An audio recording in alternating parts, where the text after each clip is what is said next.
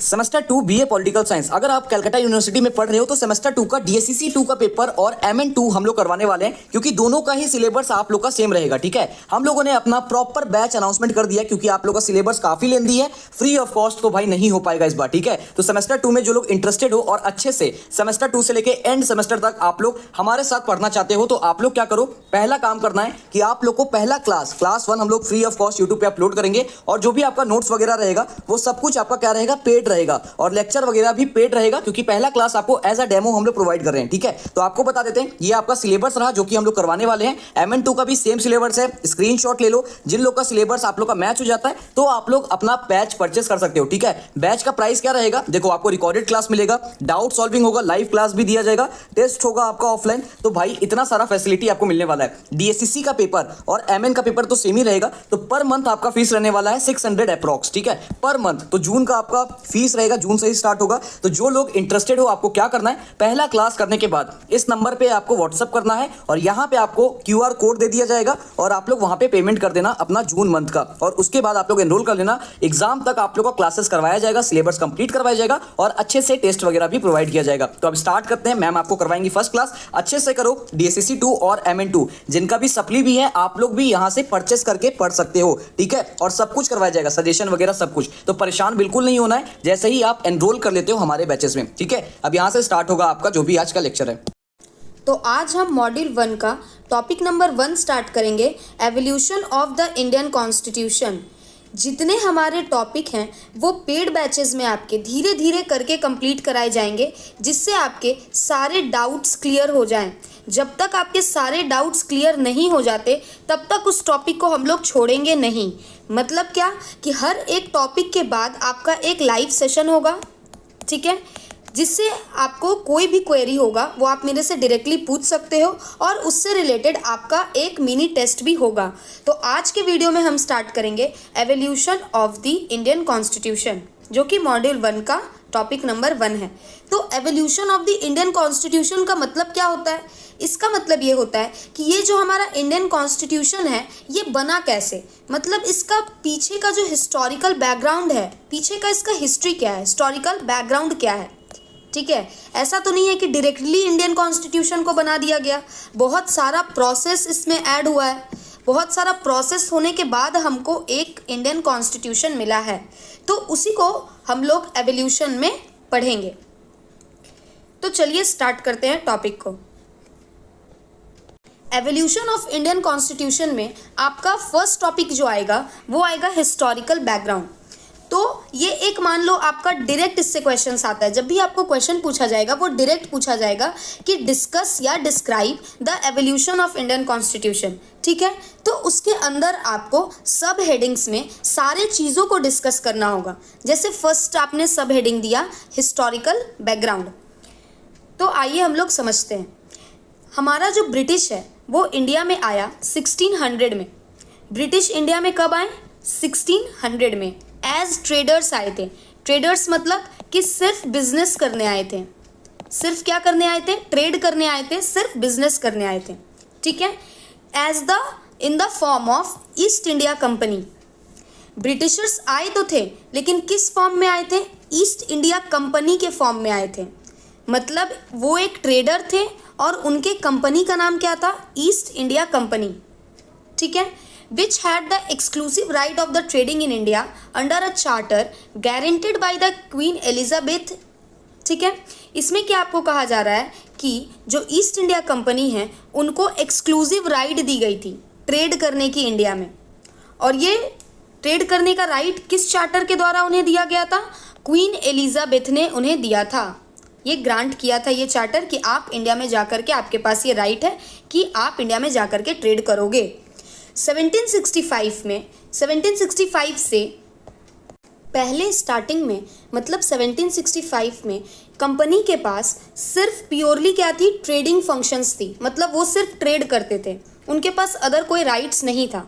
ठीक है, लेकिन जब उन्हें दीवानी राइट्स मिल गई, मतलब राइट्स ओवर रेवेन्यू और सिविल जस्टिस, ये जो राइट्स मिली उन्हें बंगाल, बिहार और उड़ीसा में मिली। ठीक है, तो जब ये राइट्स उन्हें मिल गई तब उनका जो करियर है वो स्टार्ट हुआ एज अ टेरिटोरियल पावर। ठीक है, तो यहाँ तक हम लोग क्या समझे कि पहले तो कंपनी सिर्फ ट्रेड करने आई थी, लेकिन धीरे धीरे जो अपना एरिया है वो उसको बढ़ाने लगी और वो एक टेरिटोरियल पावर के रूप में उभर के आई। 1858 में जब सिपॉय म्यूटिनी हुआ, सिपॉय म्यूटिनी क्या हुआ था 1858 में? ये क्या हुआ था आपका, जो लोग ईस्ट इंडिया कंपनी से पीड़ित थे, मतलब बहुत ज़्यादा परेशान थे, ठीक है, तो उन्होंने एक म्यूटिनी मतलब एक तरह का रिवॉल्ट कर दिया अगेंस्ट ईस्ट इंडिया कंपनी। किसके अगेंस्ट किया? ईस्ट इंडिया कंपनी के अगेंस्ट में एक रिवॉल्ट कर दिया जिसका नाम था सिपॉय म्यूटिनी। इसमें सोल्जर्स ऐड थे। और क्यों ये सिपॉय म्यूटिनी हुआ था? जब हम लोग हिस्ट्री में पढ़े थे तो चीज़ ये हम लोग को याद आएगा कि सिपॉय म्यूटिनी क्यों हुआ था, क्योंकि जो कैट्रिजेस थी यानी कि जो बम बनाए जा रहे थे ईस्ट इंडिया कंपनी के तरफ से, उसमें क्या थी, गाय यानी काव और पिग यानी कि सुअर की चर्बी थी, ठीक है। तो वो जो बम बनाए जा रहे थे उसको क्या करना पड़ता था, अपने माउथ से खोलना पड़ता था सोल्जर्स को। और ये काम करने के लिए ना हिंदू जो कम्युनिटी थी वो भी अलाउ नहीं कर रही थी और मुस्लिम कम्युनिटी भी इसके अगेंस्ट थी। तो ये दोनों कम्युनिटी ने मिलके इस कैट्रिजेस के अगेंस्ट में क्या किया, एक रिवॉल्ट छेड़ दिया, मतलब सिपॉय म्यूटिनी, ठीक है। तो जब ये म्यूटिनी हुआ तो इतना ज़्यादा ये मैसिव हुआ, मतलब इतना ज़्यादा फैला कि उसके बाद ईस्ट इंडिया कंपनी जो थी उसकी जो राइट्स थी वो हटा दी गई और उसके बाद से आ गया ब्रिटिश क्राउन, ठीक है। यानी कि ईस्ट इंडिया कंपनी हट गया और ब्रिटिश क्राउन ने डायरेक्ट रिस्पॉन्सिबिलिटी ले ली इंडिया को गवर्न करने की। बात क्लियर हुआ आपका? 1857 में हुआ था ये सिपॉय म्यूटिनी, ठीक है। और इसके बाद 1858 में क्या हुआ कि जो ब्रिटिश थी वो डायरेक्ट रिस्पॉन्सिबिलिटी ले लेती है कि ईस्ट इंडिया कंपनी अब तुम हटो, अब डायरेक्ट हम संभालेंगे, इंडिया को गवर्न करेंगे। तो this rule continued until India was guaranteed independence on August 15, 1947। और ये जो ब्रिटिश क्राउन का रूल था ये आपका लास्ट कब तक चला, जब तक इंडिया आज़ाद नहीं हो गया, मतलब अगस्त 15, 1947 तक ये चला ब्रिटिश क्राउन। तो अगर आपसे पूछा जाएगा कि ईस्ट इंडिया कंपनी के हाथों से पावर कब गई, तो 1858 में गई, क्योंकि 1858 में कौन आ गया, ब्रिटिश क्राउन आ गया और कंपनी रूल हट गया, ठीक है। With independence came the need for a constitution. जब इंडिया को इंडिपेंडेंस मिल गई तो उन्हें ज़रूरत किसकी पड़ी, कॉन्स्टिट्यूशन की पड़ी। और कॉन्स्टिट्यूशन को बनाने के लिए एक कॉन्स्टिट्यूएंट असेंबली फॉर्म हुआ। कॉन्स्टिट्यूशन बनाने के पर्पस के लिए क्या फॉर्म हुआ, कॉन्स्टिट्यूएंट असेंबली फॉर्म हुआ इन 1946। ये कब हुआ, 1946 में। और उसके बाद 26 जनवरी 1950 को हमारा जो कॉन्स्टिट्यूशन है वो क्या हो गया, लागू हो गया, इफेक्ट में आ गया, ठीक है। However various features of the Indian constitution and polity have their roots in the British rule. बहुत जो हमारा इंडियन कॉन्स्टिट्यूशन है उसका जो रूट्स है वो ब्रिटिश रूल से भी रिलेटेड है। उसके फीचर्स जितने सारे हम लोग एक्ट्स पढ़ेंगे वो अधिकतर ब्रिटिश रूल, और कॉन्स्टिट्यूशन में जितनी चीज़ें ली गई हैं वो आप लोगों को पता है अदर कंट्री से ली गई हैं, तो उसमें ब्रिटिश रूल का भी रूट्स है। तो there were certain events in the British rule that laid down that the legal framework for the organisation and functioning of government and administration in British India. These events have greatly influenced our constitution. तो बहुत सारे events ऐसे हुए, जैसे कि यहाँ पे railway कौन लाया, ब्रिटिश लेके आया। टेलीग्राफ सिस्टम कौन लेके आया, ब्रिटिश लेके आया। पोस्टल सिस्टम कौन लेके आया, ब्रिटिश लेके आया। सती प्रथा किसने बैन की, ब्रिटिश ने बैन की। तो ये सारी चीज़ें जो अच्छी अच्छी चीज़ें हैं वो इंडियन गवर्नमेंट ने अडॉप्ट करा, ठीक है, उससे इन्फ्लुएंस हुए और फिर जाकर के अपना एक प्रॉपर कॉन्स्टिट्यूशन बना। तो ये हम क्रोनोलॉजिकली ऑर्डर में जैसे जैसे चीज़ें हुई वैसे वैसे हम लोग इसको कवर करेंगे। तो फर्स्ट है आपका कंपनी रूल। कंपनी रूल आपका कब तक चला, 1773 से स्टार्ट हुआ और 1858 तक ये चला।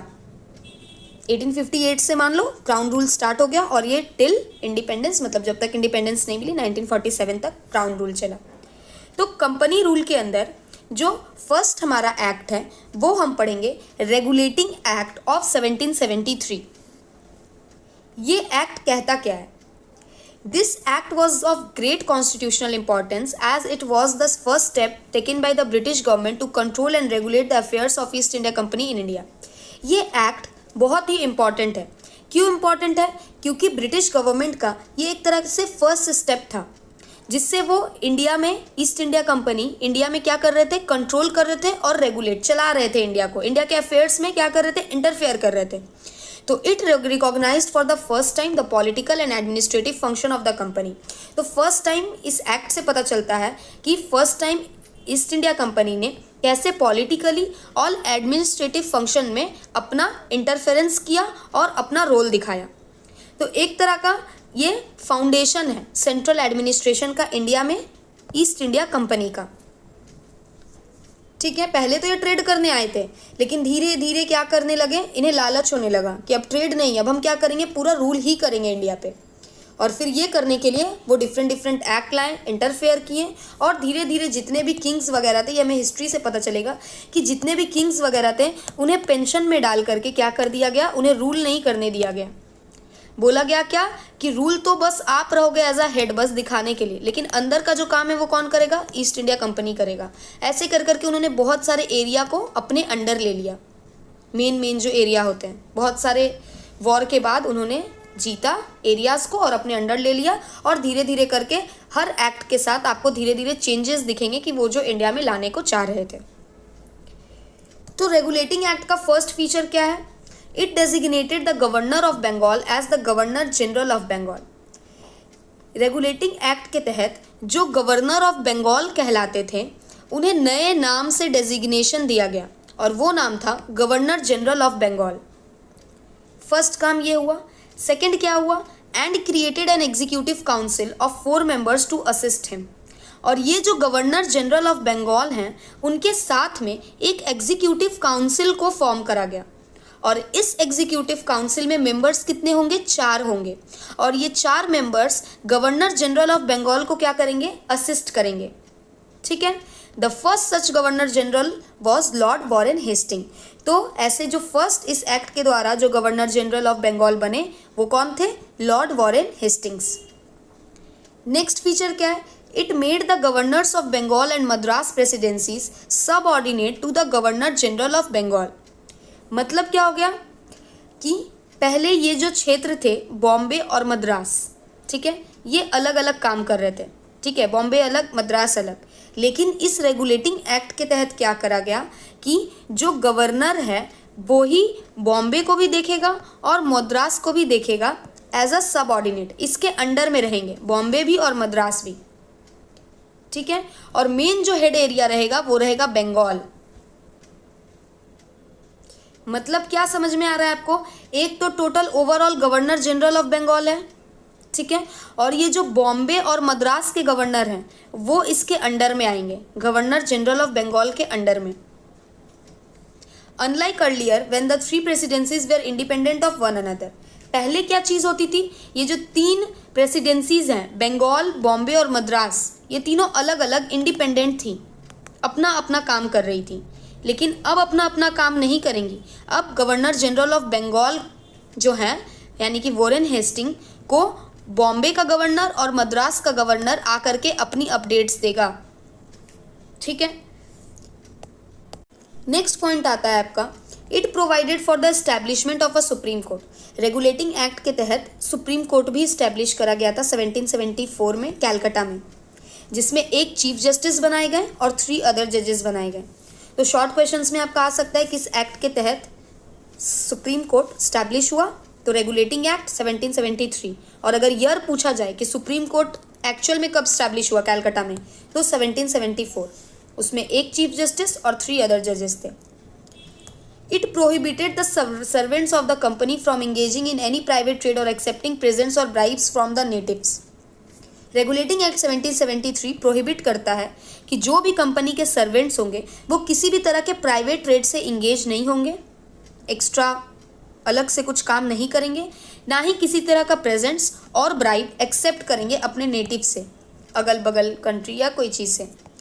It strengthen the control of the British government over the company by requiring the court of directors, governing body of the company, to report on its revenue, civil and military affairs in India. ये बहुत एक important बात है। क्या एक चीज़ आप लोग को पता होना चाहिए, ईस्ट इंडिया कंपनी को किसने भेजा था? ऊपर हम लोग पढ़े थे, ब्रिटेन ने। ठीक है, यानी कि ईस्ट इंडिया कंपनी के ऊपर कौन है? British government. ठीक है, तो रेगुलेटिंग एक्ट 1773 के तहत जो ब्रिटिश गवर्नमेंट है वो कंपनी के ऊपर कंट्रोल को अपने और स्ट्रेंथन कर देती है, मतलब स्ट्रॉन्ग कर देती है। कैसे करती है? ये जो ब्रिटिश गवर्नमेंट है ये क्या करती है? एक कोर्ट ऑफ डायरेक्टर बनाती है। क्या बनाती है? एक कोर्ट ऑफ डायरेक्टर। ये एक तरह का गवर्निंग बॉडी है कंपनी का। ये कोर्ट ऑफ डायरेक्टर क्या करेगा? रिपोर्ट देगा रेवेन्यू से रिलेटेड, सिविल चीज़ों से रिलेटेड और मिलिट्री अफेयर्स से रिलेटेड जो भी इंडिया में हो रहे हैं। ये रिपोर्ट किसको करेगा? ब्रिटिश गवर्नमेंट को करेगा। ठीक है, तो इससे क्या हो रहा है कि British government court of directors के थ्रू कंपनी पे क्या रख रही है? नज़र रख रही है। क्या रख रही है?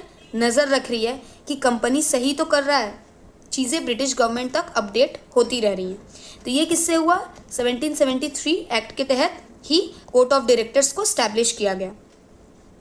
ठीक है, अब आते हैं हम लोग amending act of 1781। In a bid to rectify the defects of the Regulating Act of 1773, the British Parliament passed the Amending Act, also known as the Act of Settlement. कुछ चीज़ों को जो डिफेक्ट थी रेगुलेटिंग एक्ट 1773 में, उसको rectify करने के लिए, ठीक करने के लिए एक और अमेंडिंग एक्ट पास हुआ जो कि 1781 में पास हुआ, जिसे कहा जाता है एक्ट ऑफ सेटलमेंट। तो एक्ट ऑफ सेटलमेंट्स के फीचर्स क्या हैं? It exempted the Governor General and the Council from the jurisdiction of the Supreme Court for the acts done by them in their official capacity. मतलब क्या होता है इसका? तो इसका मतलब आपका क्या होता है कि जो गवर्नर जनरल थे, ठीक है, और जो काउंसिल थे, एग्जीक्यूटिव काउंसिल जो बनाया गया था, 4 लोग जो स्टार्टिंग में बताएं, उन लोगों को जो वो काम कर रहे हैं, उनका जो काम है वो सुप्रीम कोर्ट में ज्यूरिसडिक्शन के अंडर में नहीं आएगा। उन्हें इसके ज्यूरिसडिक्शन से क्या किया जा रहा है? हटाया जा रहा है। मतलब उनके काम को सुप्रीम कोर्ट में कोई जज नहीं कर सकता, उनके खिलाफ केस नहीं कर सकता, जो भी वो एक्ट उनके द्वारा किया जा रहा है। उसी तरह जो सर्वेंट्स है कंपनी के, उनके भी जो ऑफिशियल एक्शंस हैं, उनके खिलाफ भी सुप्रीम कोर्ट में कोई भी ज्यूरिसडिक्शन नहीं होगा। ठीक है, मतलब इनको जो मन में आता है वो करें, सीधी सी बात है। सबसे ऊपर कौन देखेगा? सिर्फ ब्रिटिश गवर्नमेंट। नेक्स्ट क्या आता है? It excluded the revenue matters and the matters arising in the collection of revenue from the jurisdiction of the supreme court. Revenue matters यानी पैसे का जो रेवेन्यू है उससे रिलेटेड चीज़ें, जो भी कलेक्शन हो रहा है, टैक्स जो भी कलेक्शन हो रहा है, वो भी सुप्रीम कोर्ट के ज्यूरिसडिक्शन के अंदर में नहीं आएगा। It provided that the Supreme Court was to have jurisdiction over all the inhabitants of Calcutta. It also required the court to administer the personal law of the defendant, that is Hindu were to be tried according to the Hindu law and Muslims were tried to be the according to the Mohammedan law. ये क्या provide करता है supreme court को? कि supreme court का बस इतना jurisdiction है कि वो कैलकटा के मैटर्स को देखें और उसके बाद जो पर्सनल लॉ है वो हिंदू पर्सनल लॉ हिंदू के रिलीजन की तरफ से देखें, हिंदू लॉ से जज करें, और मुस्लिम के जो लॉ होंगे वो मोमेडन लॉ के तरह से जज करें। ठीक है, it laid down that the appeals from the provisional courts could be taken to the governor general in council and not to the supreme court. और एक चीज़ क्या कहा जा रहा है कि ये तो सुप्रीम कोर्ट है ना, प्रोविंशियल कोर्ट्स भी होते थे। प्रोविंसेस मान लो जैसे अभी स्टेट है ना, उस टाइम पे प्रोविंसेस होते थे। ठीक है, तो प्रोविंशियल कोर्ट के जो अपील होंगे वो लाए जाएंगे गवर्नर जनरल इन काउंसिल में, सुप्रीम कोर्ट में नहीं लाए जाएंगे। जो भी प्रोविंशियल कोर्ट को अपील करना है वो सारे चीज़ लेकर के आएगा गवर्नर जनरल के काउंसिल में। वो जो 4 बताएं मेंबर और गवर्नर जनरल, वो उनका काउंसिल है, वहाँ पे वो केसेस आएंगे, सुप्रीम कोर्ट में नहीं आएंगे। नेक्स्ट क्या है? It empowered the governor general in council to frame the regulation for the, same चीज़ आ रहा है आपका कि गवर्नर जनरल इन काउंसिल को पास ये पावर है कि वो प्रोविंशियल कोर्ट्स एंड काउंसिल्स के रेगुलेशंस को फ्रेम करें कि क्या क्या उनके रेगुलेशंस होंगे। तो एवोल्यूशन ऑफ इंडियन कॉन्स्टिट्यूशन का एक छोटा सा एक पार्ट को डिस्कस करा गया है। ठीक है, ये एक तरह का आपका डेमो क्लास था। तो जो भी आप लोग इस बैच में एनरोल करोगे तो उन्हें अब से सेकेंड क्लासेस से सही से पूरे सिलेबस को कवर कराया जाएगा। तो जिन्हें भी एडमिशन लेना है वो इस नंबर पे कांटेक्ट करें, व्हाट्सएप से कांटेक्ट करें। Thank you.